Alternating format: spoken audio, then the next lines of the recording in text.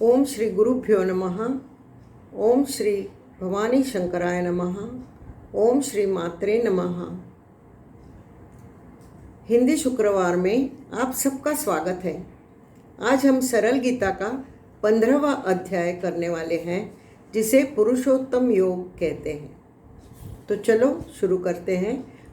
पहले गीता ध्यानम। ओम पार्थाय प्रतिबोधितां भगवता नारायणेन स्वयं व्यासेन ग्रथितां पुराणमुनिना मध्ये महाभारतम् अद्वैतामृतवर्षिणीं भगवतीम् अष्टादशाध्यायिनीम् अम्ब त्वामनुसन्दधामि भगवद्गीते भवद्वेषिणीं। नमोऽस्तु ते व्यासविशालबुद्धे पुल्लारविन्दायतपत्रनेत्र येन त्वया भारततैलपूर्णः प्रज्वालितो ज्ञानमयः प्रदीपः प्रपन्नपारिजाताय तोत्रवेत्रैकपाणये ज्ञानमुद्राय कृष्णाय गीतामृतदुहे नमः। सर्वोपनिषदो गावो दोग्धा गोपालनन्दन पार्थो वत्ससुधीर्भोक्ता दुग्धं गीतामृतं महत्। वसुदेवसुतं देवं कंसचाणूरमर्दनं देवकी परमानन्दं कृष्णं वन्दे जगद्गुरुम्। श्रीकृष्णं वन्दे जगद्गुरुं श्रीकृष्णं वन्दे जगद्गुरुं श्रीकृष्णं वन्दे जगद्गुरुं श्रीकृष्णं वन्दे जगद्गुरुं।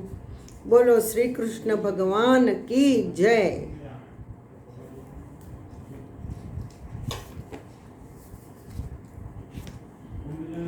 पंद्रहवां अध्याय समझने में थोड़ा क्लिष्ट है और बहुत ही महत्वपूर्ण है। भगवान इस प्रपंच को अश्वत्थ वृक्ष की उपमा देते हैं। वो कहते हैं, ऊर्ध्वमूलमधशाखम अश्वत्थम प्राहुरव्ययम छंदांसि यस्य पर्णानि यस्तं वेद स वेदवित्। यह संसार अश्वत्थ वृक्ष जैसा है। हमने देखा है ना, अश्वत्थ वृक्ष जिसे हम मराठी में वट वृक्ष कहते हैं, वडाचं झाड़ कहते हैं। हाँ, बड़ा मजबूत फैला हुआ, उसकी शाखाएं और शाखाओं से धागे धागे धागे निकलते हैं, नीचे आते हैं, मानो वो उसके मूल ही हो। और फिर उसे फल है, सुंदर पल्लवी भी है, ये सब होता है। और ये वृक्ष सालों पुराने होते हैं। कई कई वृक्ष तो 100 वर्ष से भी ज़्यादा होते हैं। तो भगवान कहते हैं, ये संसार रूपी वृक्ष है, उसके रूट्स मूल ऊपर है। ऊपर कैसे हो सकता है? मूल, किसी पेड़ का मूल ऊपर होता है क्या? लेकिन भगवान कहते हैं कि संसार रूपी अश्वत्थ वृक्ष का मूल ऊपर है, यानी ही मीन्स हिमसेल्फ। जो भगवान है वो ऊपर है और उसने ये प्रपंच निर्माण किया है, ऐसी इसके पीछे की विचार धारणा है। मूल पुरुष परमात्मा है कि नहीं? वटवृक्ष तो सदियों पुराना है, पर भगवान कृष्ण ने प्रपंच को, इस वटवृक्ष को कभी भी नाश न होने वाला कहा है। और हम तो देखते हैं संसार तो कितना अशाश्वत है। आज आदमी है, कल नहीं है। आज ये बाल आज काला है, कल सफ़ेद हो जाता है। कि कुछ भी शाश्वत नहीं है इस दुनिया में। तो फिर भगवान संसार को, प्रपंच को अश्वत्थ क्यों कहते हैं?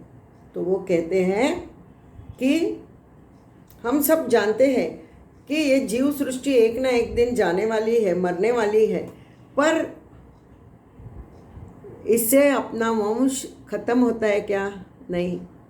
हमारे दादाजी, हमारे परदादाजी ऊपर जाते जाते जाते जाते देखते देखते देखते अपना मूल पुरुष दिखाई देता है कि नहीं? हम सब अपने मूल पुरुष के बारे में जानते हैं कि नहीं? वैसे ही भगवान कहता है कि मैं मूल पुरुष हूँ इस प्रपंच का, और ये पूरा प्रपंच मैंने बनाया हुआ है। और वेद है ना, वेद उस प्रपंच के पालवी है, पल्लवी है, फूल है। और ये धागे हैं ना, वो सब जगह इतस्ततः प्रसरित हुए हैं। और ये वेद यानी क्या, छंदांसी यस्य पर्णानि, छंदांसी यानी वेद छंदबद्ध है ना, श्लोक गा सकते हैं हम वेद के, तो वो छंदांसी यस्य पर्णानि, ये अश्वत्थ वृक्ष के पर्ण है, पत्ते हैं और फूल है, पल्लवी है। और मूल पुरुष कौन है इसका, मैं खुद हूँ, और हम सारे जीव शाखाएं हैं, नीचे वृक्ष से है, और वेद आदि प्रपंच की सुंदर पल्लवी है। और ये सब जो अच्छी तरह से जानता है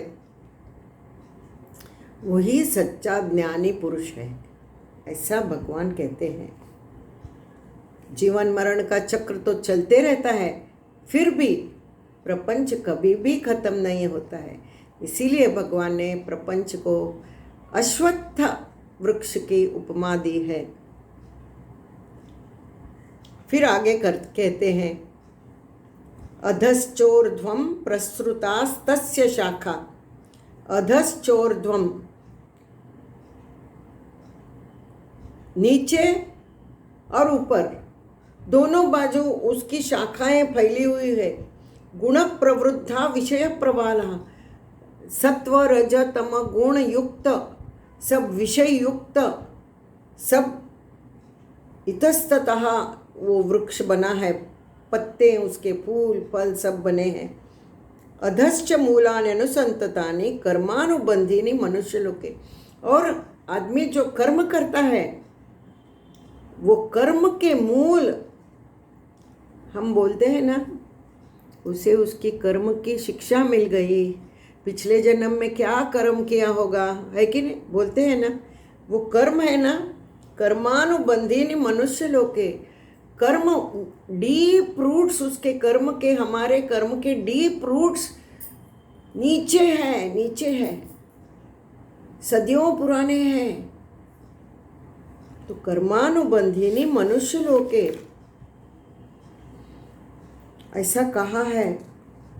और वो कैसे हम कट कर सकते हैं, अभी एक पेड़ पौधा कुछ आता है, उसे कुछ अच्छा कुछ नहीं रहता है तो हम लोग ट्रिम करते हैं ना उसको, तो ये कर्मानुबंधी नहीं, कर्म के बंधे हुए मूल वो कैसे हम काट सकते हैं।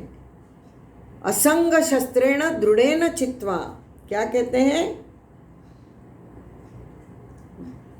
गुण प्रवृद्धा विषय प्रवालाः अधश्चोर्ध्वं प्रसृतास्तस्य शाखा, अधश्चोर्ध्वं सत्व रज तम, इन तीनों गुणों से इन विषयों की पल्लवी है, और उसके मूल रूट्स, कर्म के रूट्स सब नीचे है, मनुष्य लोक में है।